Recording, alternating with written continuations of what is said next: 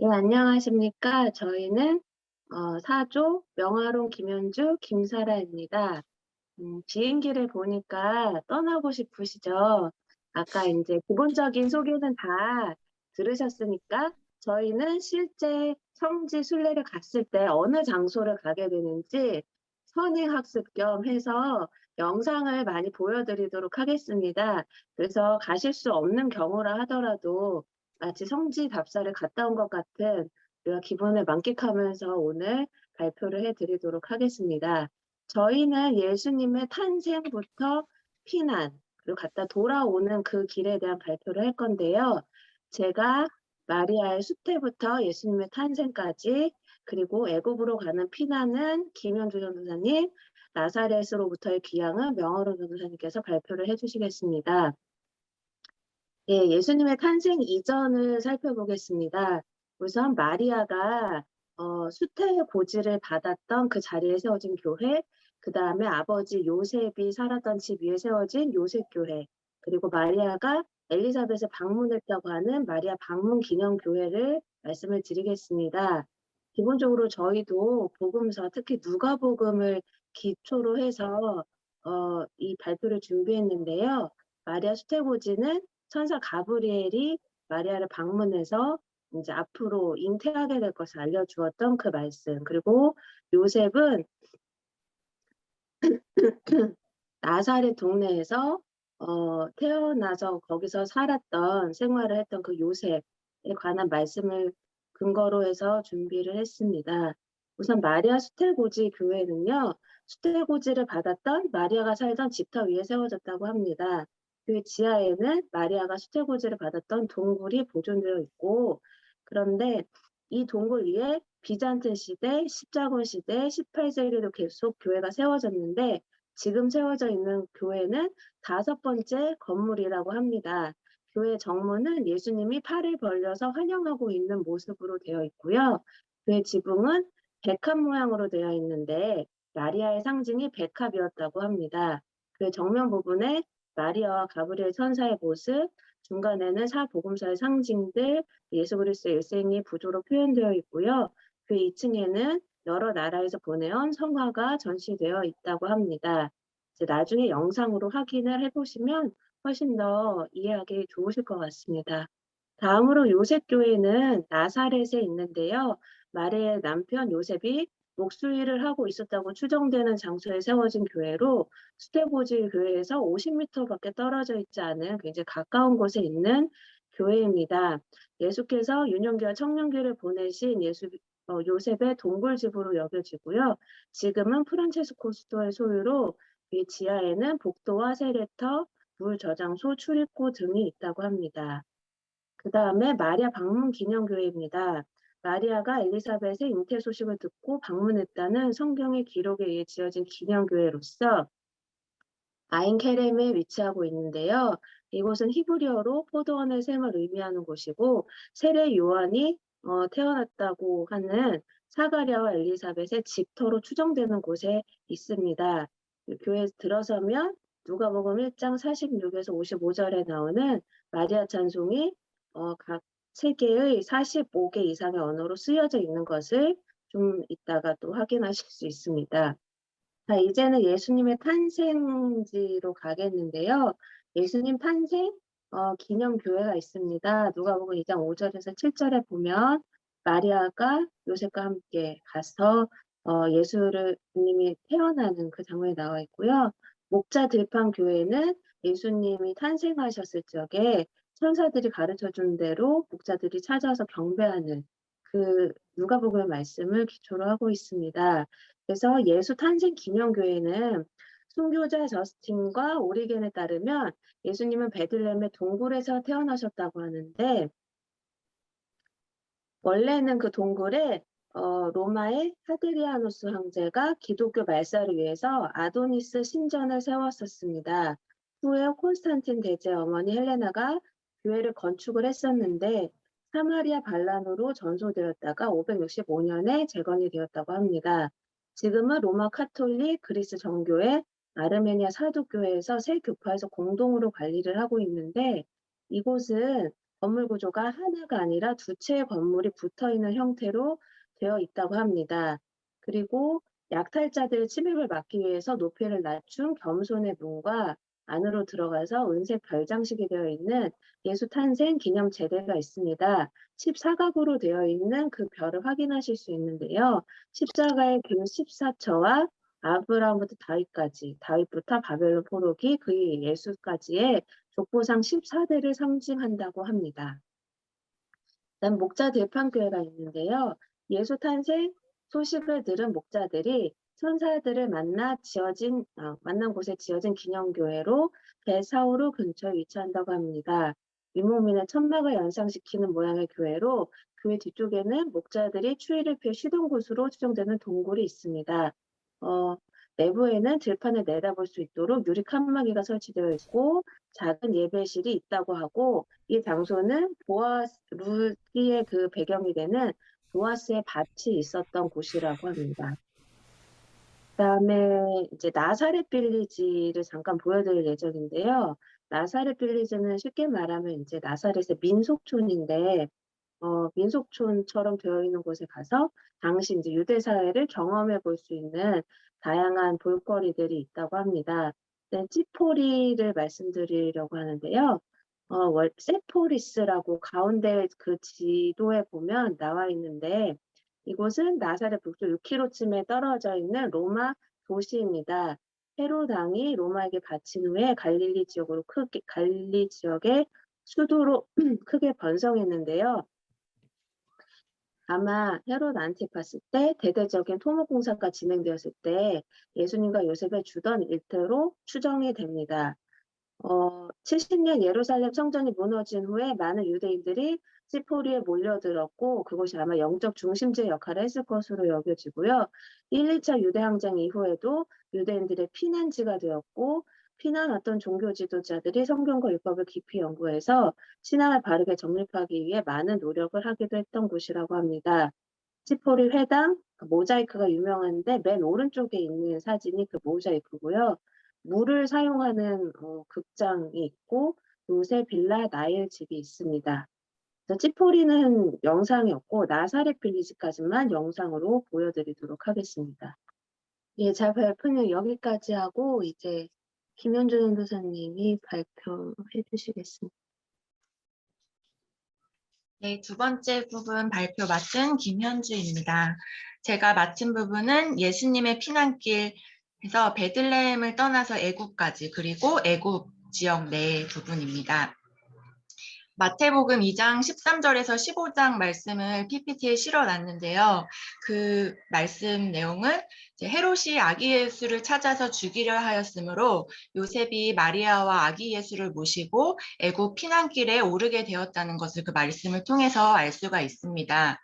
그런데 성경에는 예수님께서 베들레헴을 떠나서 애굽으로 피난을 가셨다. 그리고 헤롯이 죽은 직후에 나사렛으로 돌아왔다라는 사실만 기록이 되어 있습니다.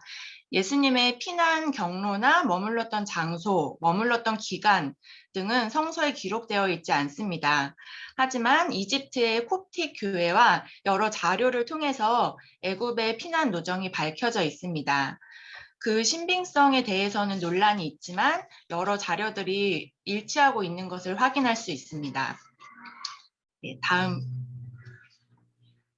네, 먼저 아기 예수의 애굽 피난길 여정, 그 여로를 지도를 통해서 잠시 살펴보겠습니다. 예수님 가족은 베들레헴을 떠나서 헤브론, 부엘세바, 그리고 서쪽의 가자 지역을 찍고 오늘날 이집트와 이스라엘의 접경 지점인 라파를 지나서 시나이 반도의 엘 아리시를 지나고 또 아기 예수 가족은 이집트 본토로 들어가는 입구이자 중요한 항구였던 페루지움으로 가서 그곳에서 얼마간 쉰 것으로 추측되고 있습니다. 그러면 이제 애굽 입구까지 그 도착한 여정을 1분짜리 영상을 통해서 한번 보도록 하겠습니다. 목숨이 위협받는 상황에서 아기 예수님을 안고 급히 도망쳤을 예수님 가족의 마음을 생각하면서 보시겠습니다.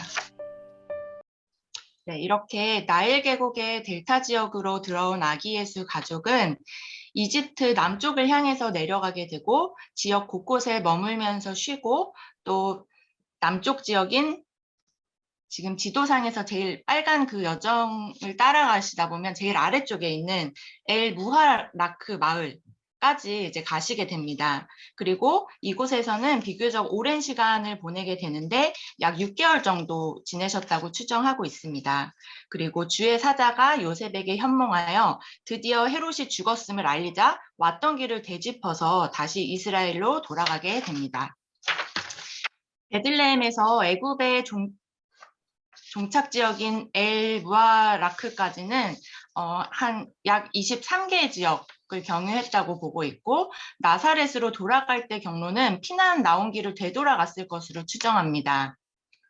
예수님 가족이 베들레헴을 떠나서 나사렛으로 귀환할 때까지의 기간을 통상 3년 6개월 정도로 보고 있는데 예수님 탄생 연도와 헤롯이 죽은 연도를 산정해서 나온 기간입니다.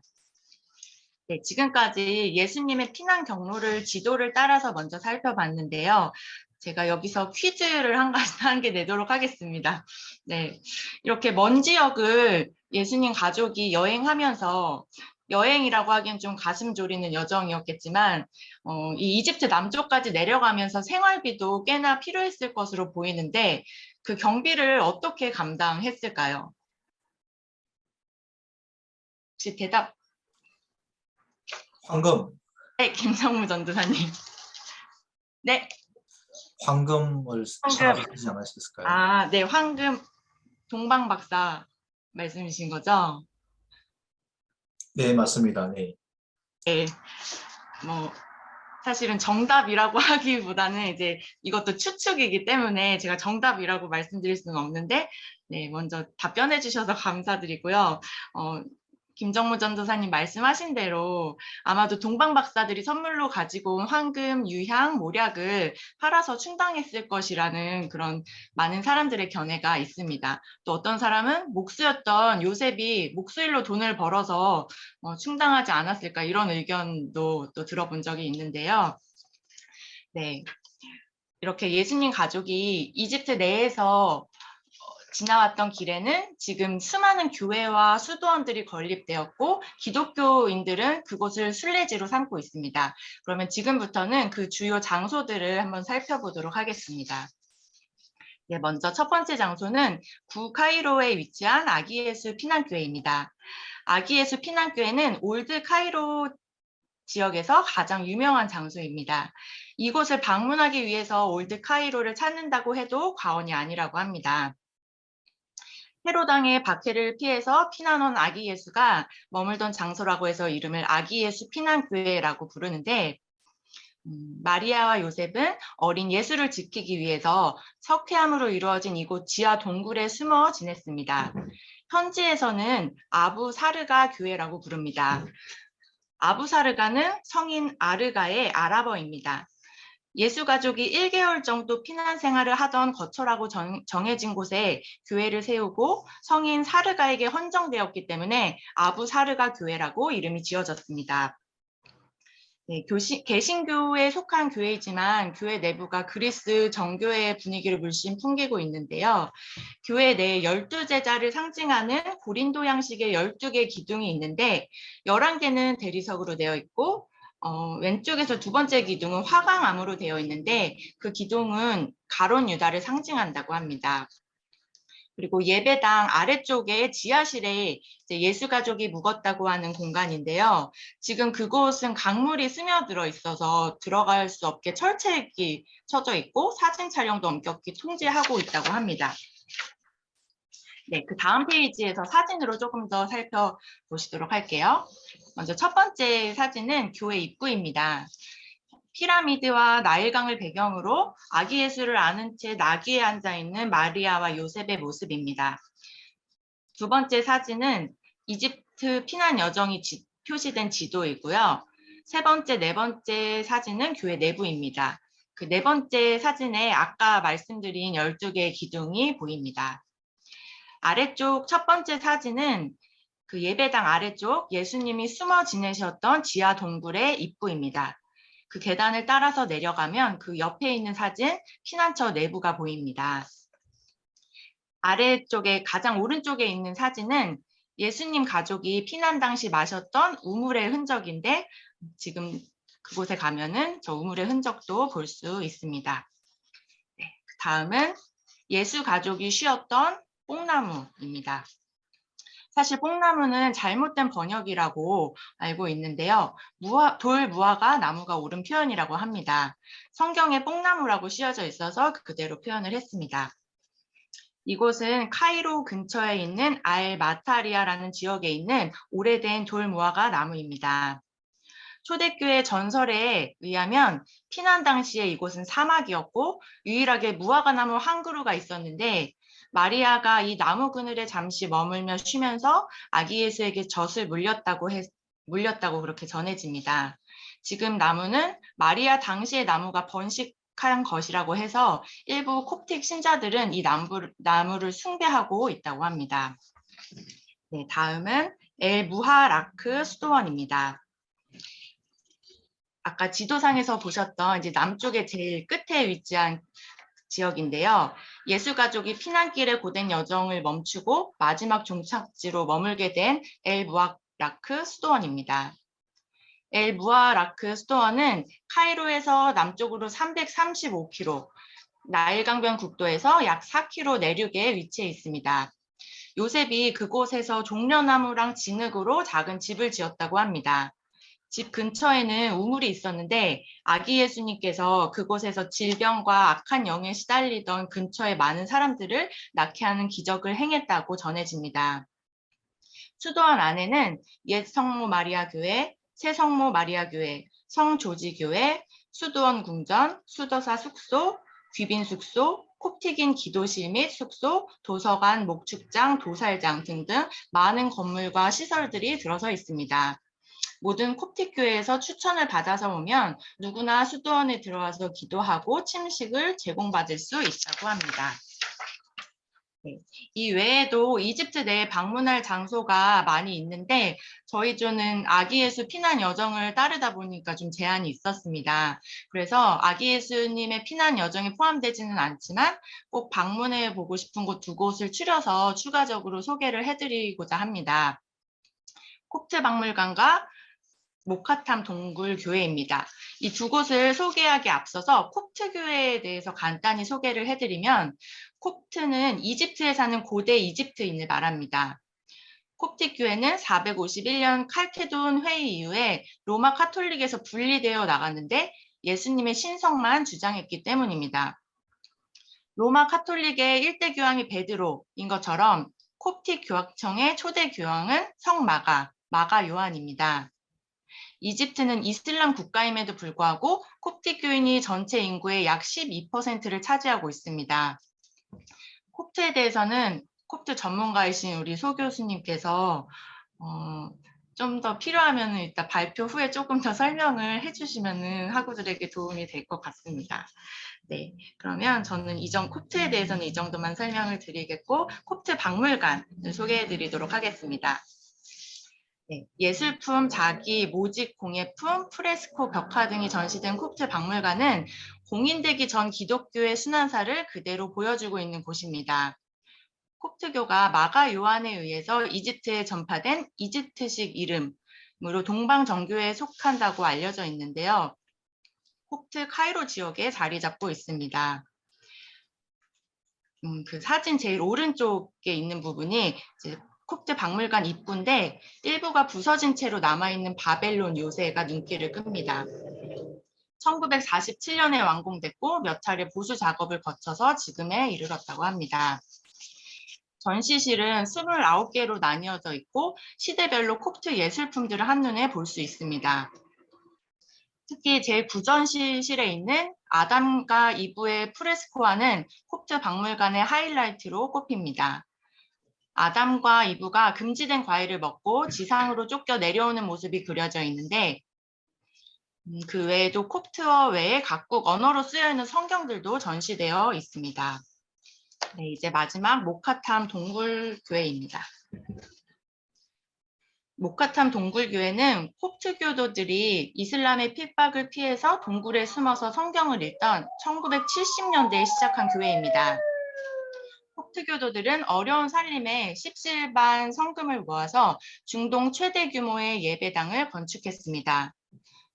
교회를 짓기 위해서 콥트 교도들이 힘을 합쳐서 예배당 터에 있던 엄청난 양의 쓰레기와 돌을 파내어서 교회를 만들었다고 합니다. 모카탐 동굴교회 정식 명칭은 모카탐 시몬교회입니다.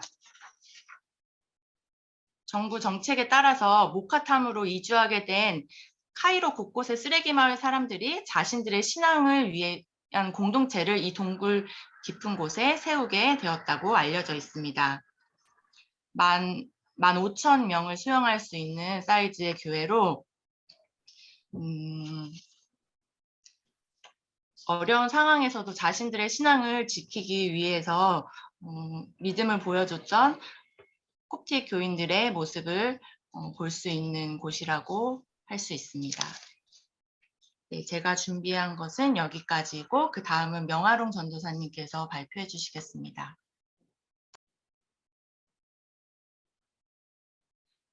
네, 안녕하세요. 저희는 예수님의 탄생과 또 피난 여정, 그리고 다시 예수님께서 나사렛으로 올라오시는 기한까지 이렇게 세 가지로 진행을 했는데요. 제가 발표할 영역은 바로 피난길에서 이제 머무시고 요셉이 주의 사자에게 음성을 듣고 다시 이스라엘로 돌아오는 그 여정을 설명하는 지역을 맡았습니다. 그래서 그 본문의 내용이 마태복음 2장 22절에서 23절에 나와 있는데요. 예수님께서 가셔야 되는 피난의 여정이 저희가 알기로는 해안길로 시작되는 다시 애굽에서 이스라엘로 가야 되는 그 해안길의 여정이라고들 많이 알고 있는데 저희는 그 여정의 길이 아닌 다른 경로를 향해서 예수님께서 이스라엘 나사렛으로 들어오지 않았을까라는 추측을 가지고 피난 귀향길을 한번 설명해 보려고 합니다. 다음을 열어주시면 좀 더 제가 이야기하는 내용들을 좀 이해하실 수 있는데요. 여러분이 아까 들으셨던 것처럼 이제 애굽에서 들어오는 이 여정 가운데요, 두 가지의 길이 있습니다. 첫 번째는 이집트로 돌아가는 해안길로 가는 길이 있고요. 지중해 편으로 해서 보이는 이렇게 쭉 올라가는 길이 해안길이고요. 이 지도를 보시면 지도에 이렇게 옆으로 뻗어 있는 나바테아라는 명칭 밑에요. 이렇게 구불구불 되어 있는 그 여정길이 바로 예수님께서 다른 경로로 갔던 길이 아닐까라고 추측하는 영역의 길입니다. 그래서 해안길로 쭉 따라 올라간 것이 아니라 바로 나바테아라는 그 지역을 거쳐서 그리고 위로 이렇게 베레아 쪽으로 올라가서 바로 나사렛으로 갔다라는 이 다른 경로들을 저희가 보려고 하는데요. 이와 같은 다른 경로를 보려고 하는 이유는 다른 것이 아니라 바로 이 마태복음에 나와 있는 본문의 말씀을 보면은요. 마태복음 2장 22절에서 23절에 보면은 이렇게 나옵니다. 그 당시에 그 지역을 다스렸던 아켈라오의 영토는요, 험한 곳이었습니다. 소위 말하면 핍박이 심했던 거죠, 유대인들에게. 그래서 그 곳으로 가는 것은 위험했기 때문에 또 어린 예수를 안고 있는 요셉에게는 다시 돌아가라고 했을 때 그 길을 통과해야 되는 알켈라오의 영토를 지나가야 되는 일들은 무서운 일이었을 것입니다. 그래서 성경에도 나와 있어요. 그쪽으로 가는 것은 무서웠기 때문에 꿈의 지시함을 받아서 다른 곳으로 갔을 것이다 라는 추측을 해볼 수 있는 거죠. 그래서 아마도 요셉의 이와 같은 두려운 마음을 아신 주님께서는 이 다른 경로를 통해서 조금 안전한 그 경로를 쫓아가게 하지 않으셨을까. 지역을 살펴보면은요, 아켈라오 영토는요, 이렇게 그 바로 옆에 지역인 베레아 지역이거든요. 이렇게 빗금으로 되어 있는 거 지도에서 좀 보이시나요? 네, 좀 더 확대해서 보면 다음에 열어주시면은요. 네. 네, 보이시는지 모르겠어요. 비슷하긴 하지만, 네, 그 베레아라는 이 빗금친 지역이 조금 안전한 지역인 거예요. 그래서 그 지역을 따라 올라갔을 것이다. 라고 저희가 생각해 볼 수 있고요. 또 그와 같은 내용들을 담고 있는 책들이 있습니다. 그래서 요르단을 통해서 아마 예수님께서 가시지 않았을까라는 경로의 추측을 가지고 저희가 요르단을 한번 같이 그 여정의 길을 같이 한번 따라가 보려고 하는데요. 요르단에서 가는 길은 그 이스라엘로 가는 길은 두 가지의 길이 있어요. 사막의 길이 있고 또한 왕의 대로의 길이 있는데 그 왕의 대로의 길을 따라서 저희가 첫 번째로 남쪽에서 볼 수 있는 성지 그리고 남쪽에서 볼 수 있는 관광지는 바로 페트라입니다. 이 페트라는 7대 불가 사이에 속해 있는 지역으로서요. 붉은 도시라는 이름이 있고 또 바위 도시라는 이름이 있습니다. 이와 같은 이름이 붙여지는 이유는 바로 그 지역에 있는 그 돌이 사암이라고 해서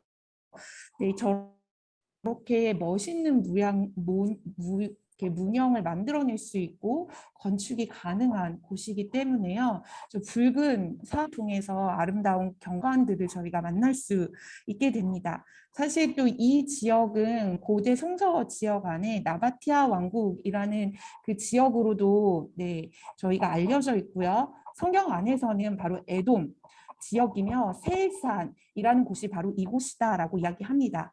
그래서 이 페트라를 가서 보시게 되면은요, 그 오바댜에 나오는 에돔의 심판에 나오는 그 이야기들 속에서 어떤 식의 모양이 이렇게 묘사가 되어 있는지를 알 수 있는데요. 바로 이런 이야기들이 나와 있어요. 오바댜 1장 3절을 보면 너희 마음의 교만이 너를 속였도다. 바위 틈에 거주하며 높은 곳에 사는 자여. 바로 에돔 땅에 있는 사람들을 이야기하는 거죠. 이 바위 틈과 높은 곳에 사는 사람들에 대한 이 묘사들이요. 바로 페트라에 들어가시면 그와 같은 묘사들을 저희가 경험하고 볼 수 있게 됩니다. 아주 유명한 곳이기도 하고 또 저희가 잘 알고 있듯이 카즈네라는 이 신전 보이시죠? 이 사진의 가운데에 있는 저 유명한 신전을 들어가기 전에는 시크 협곡이라는 협곡을 한 20분 정도 이렇게 저희가 들어가거든요. 그 들어가는 그 협곡을 보면은요.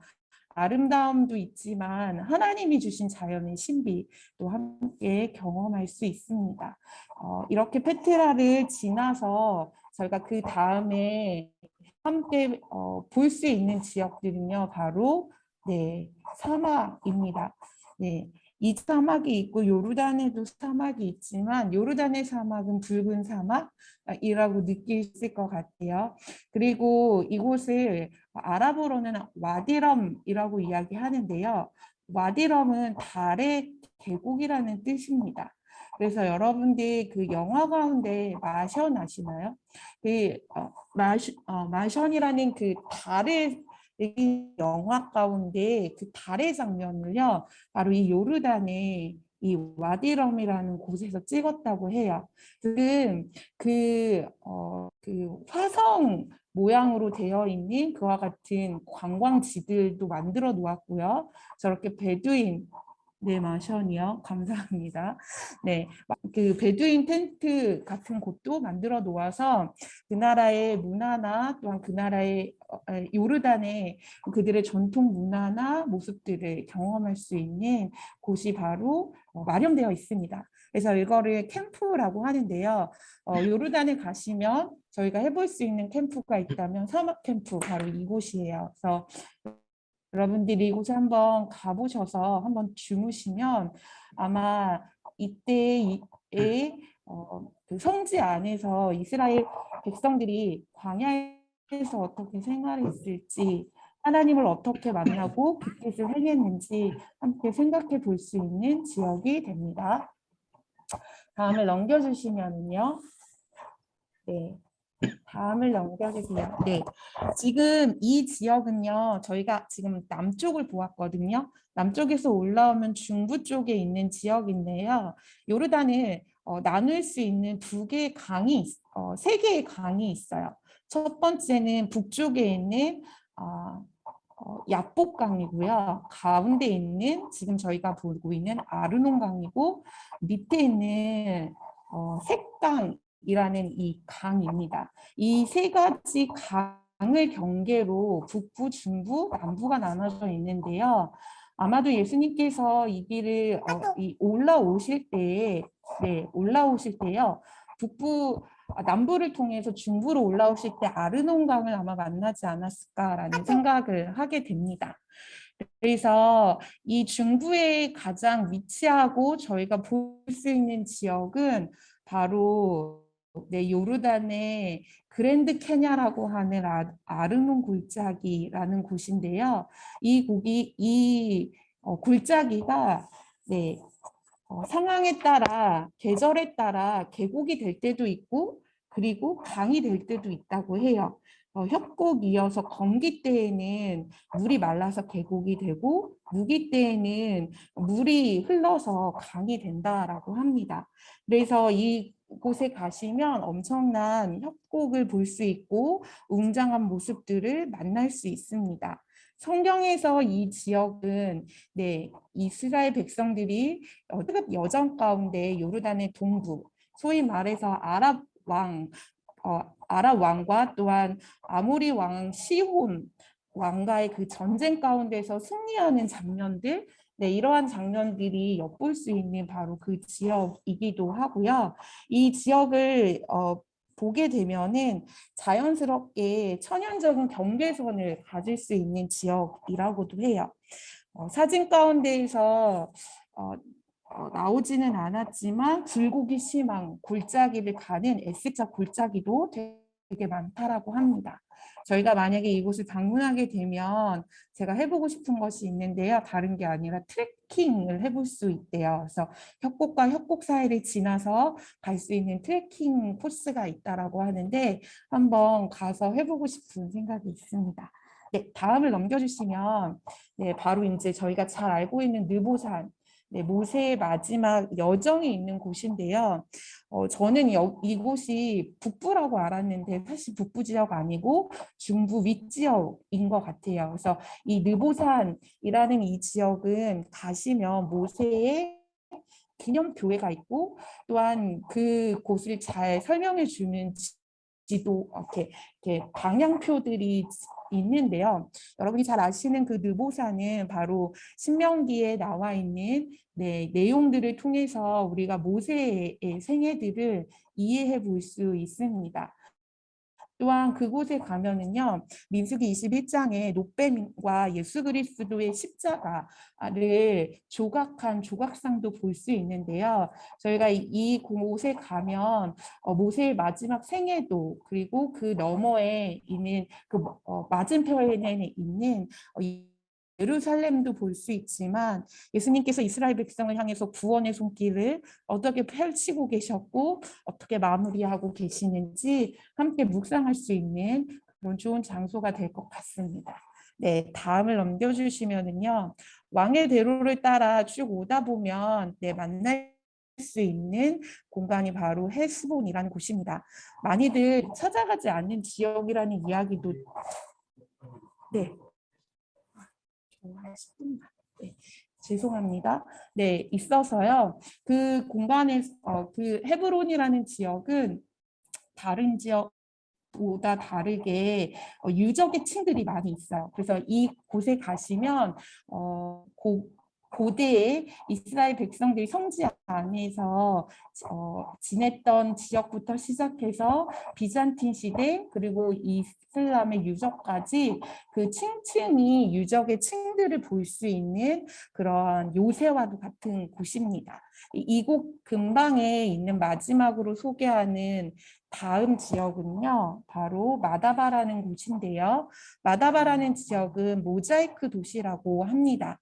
이 곳이 중요한 건 다른 것보다도 이 지역은요, 기독교의 도시라는 이렇게 유명한 이름을 갖고 있는데요.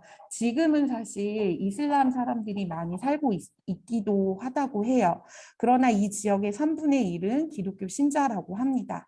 이곳이 유명한 이유는 다른 것보다도 이곳에서는 성당 바닥에요, 모자이크 지도가 있는데 이 지도가 6세기에 발견됐다고 해요. 근데 이 발견된 이 지도에는요, 그 당시에 이스라엘, 팔레스타인, 요르단 이런 지역들이 잘 표시되어 있다고 해요. 그래서 너무도 유명한 이러한 성지 지도를 가지고 있는 이 모자이크로 된 이 곳을 잘 기념하고 또 보존하기 위해서 성조지 교회라는 교회가 세워져 있습니다. 그래서 이곳에 가면은 그와 같은 유적지를 볼 수 있게 됩니다. 제가 소개한 이 왕의 대로를 통해서 많은 곳이 있는데요.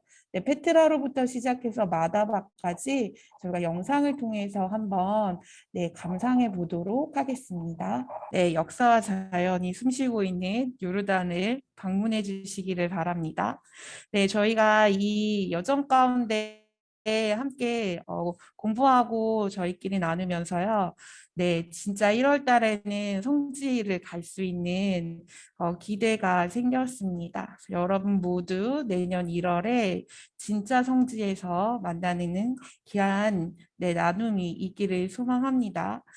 또한 저희가 이 여정들을 통해서 저희 가운데요, 이러한 그림들을 그릴 수 있게 됐던 것 같아요.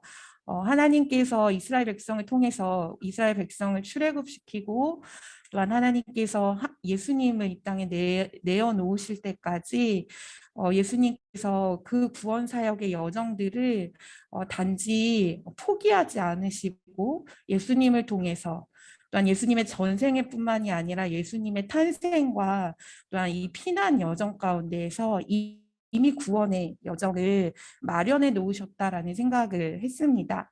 저희가 요르단을 통해서 예수님의 피난 여정을 다르게 그렸던 이유는 바로 이스라엘 백성들이 출애굽을 해서 광야에서부터 요단 동편을 향해서 가나안에 들어갔던 것처럼 예수님의 탄생과 피난과 귀향의 여정도 그와 같이 하나님께서 이스라엘의 여정과 동일한 여정으로 일하셨다라는 묵상을 할 수 있게 되었거든요.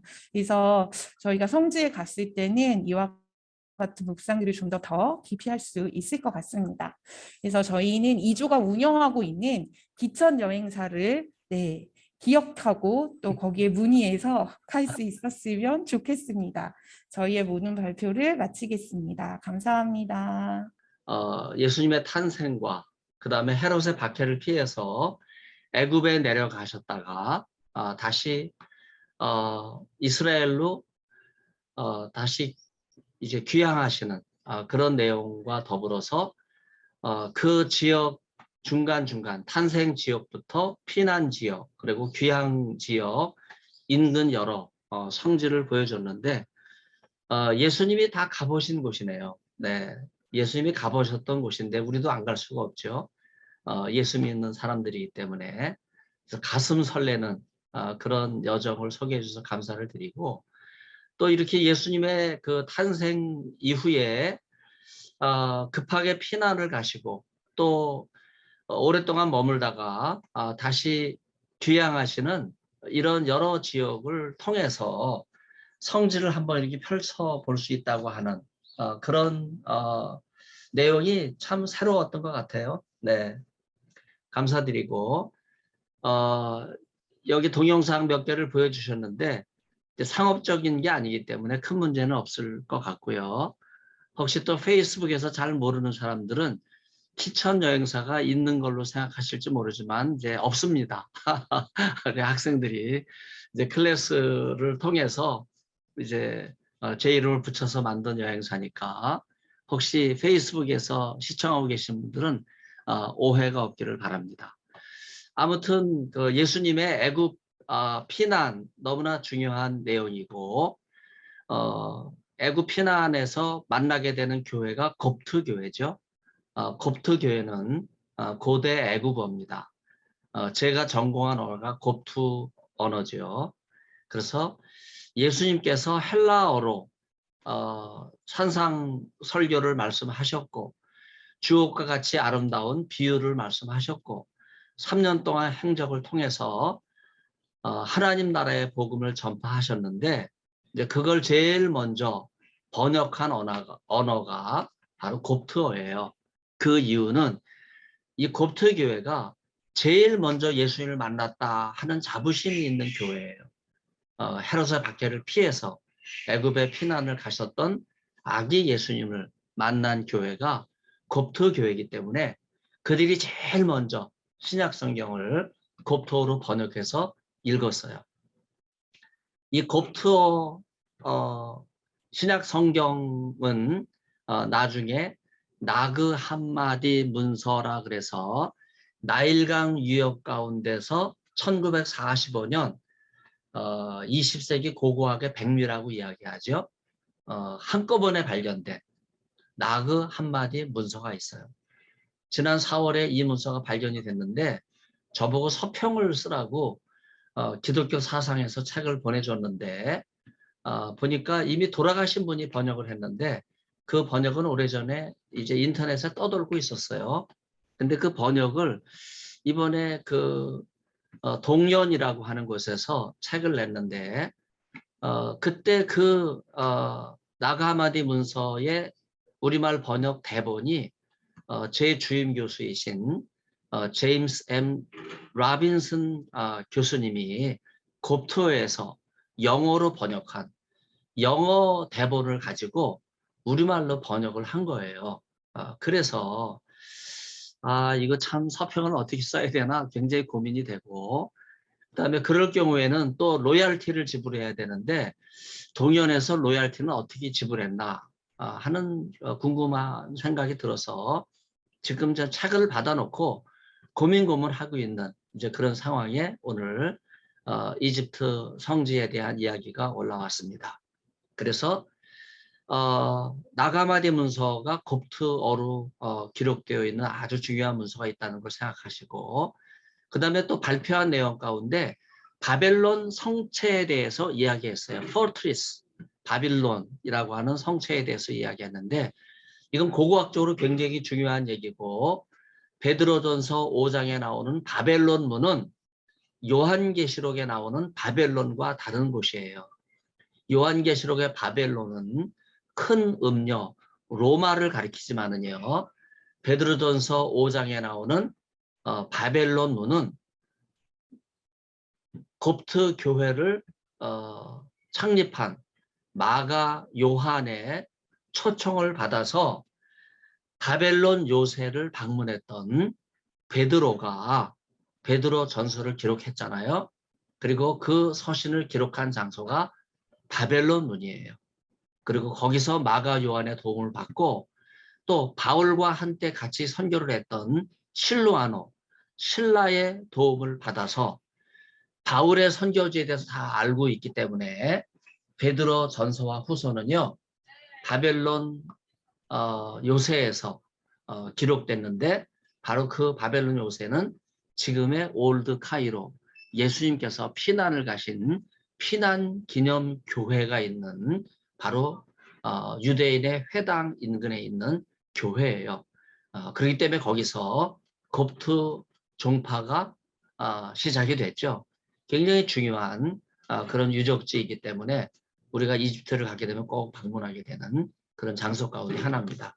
아까 언급했으니까 바로 이게 바벨론 성체에 대한 책이고 일부 남아있는 건물을 복원해서 이 어마어마한 요새를 이렇게 복원해 놨고 아까 발표를 하면서 이 바벨론 요새의 일부 가운데는 나일강에 잠겨 있는 그런 것도 있다고 이야기를 했는데 과거에 이곳은요 항구가 드나들던 곳이에요. 다시 말해서 로마에서 지중해를 거쳐 알렉산드리아에서 나일강을 따라 로마의 함대가 바로 이 바벨론 요새까지 들어왔던 바로 그런 지역입니다. 그 예수님께서 여기까지 피난을 오셨는데 그 남쪽까지 더 내려가셨죠. 그리고 나서 귀환할 때는 어디로 가셨을까? 네, 이제 여러분 발표한 조에서도 서로 이제 엇갈린 이론들이 제안이 됐는데 헤롯의 박해를 피해서 오실 때는 비아 마리사 그래서 이스라엘 땅에서 애굽 땅에 가장 가까이 갈 수 있는 길이 해안길이거든요. 그 길을 따라서 급하게 내려오셨다고 볼 수 있어요. 그런데 귀향하실 때는 이제 언제 헤롯이 죽을지도 모르고 또 급하게 갈 일이 없잖아요.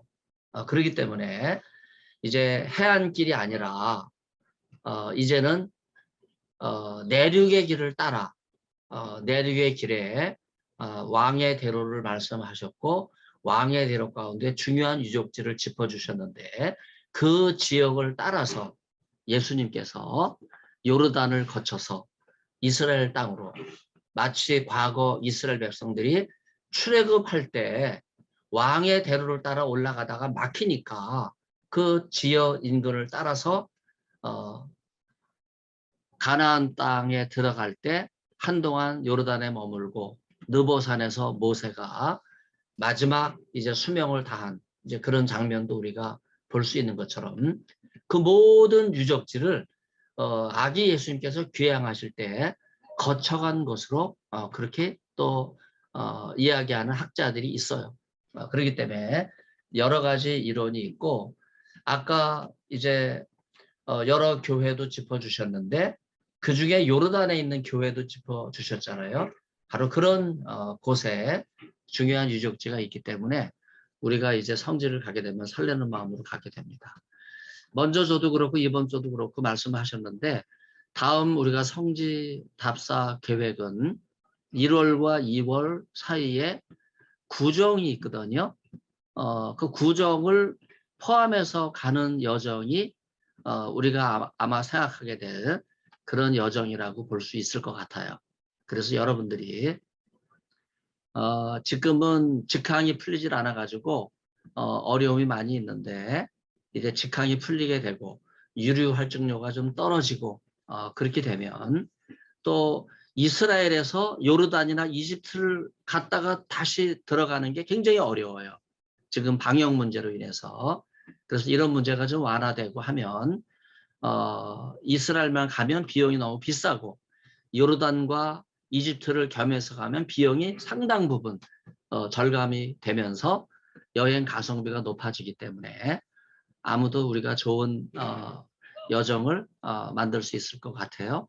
네, 뭐 또 트레일을 걸어보고 싶은 하구도 있는데 광야길도 걸어보게 하겠습니다. 광야의 뜨거운 맛도 한번 보여줄 거예요. 네. 10분도 안 돼서 원망과 불평이 나올 거예요. 이스라엘 백성들이 다른 사람들이 아닙니다. 바로 내가 이스라엘 백성이다. 이제 그런 생각을 금방 하시게 될 겁니다. 자, 그러면 우리가 시간이 얼마 없지만은요. 한 5분 쉬고서 다시 제 강의로 마무리하도록 다시 만나겠습니다. 다시 만나요. 감사합니다.